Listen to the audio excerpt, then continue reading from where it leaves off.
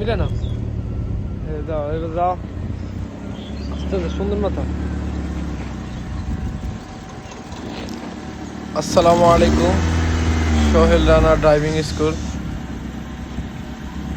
তো আসলে আজকে যে বিষয়টা হলো আমরা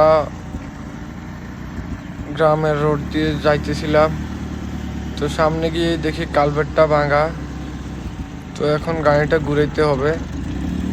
তো আমি নেমে গেছিলাম, নেমে গিয়ে আমার স্টুডেন্টকে দিলাম যে গাড়িটা একলা ঘুরাইতে। বরাবর যাও সোজা করো তো সে দেখেন কি সুন্দর করে গাড়িটা ঘুরাইলো,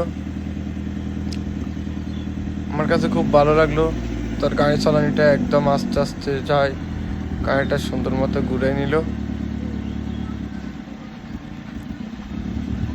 তো আসলে মনোযোগ সহকারে যদি ড্রাইভিং শিখে তাহলে সে অবশ্যই সব জায়গায় কোনো বিপদের সম্মুখীন হবে না।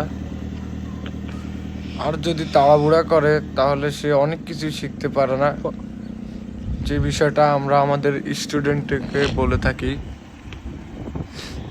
তো সবাই ভালো থাকবেন, আসসালামু আলাইকুম।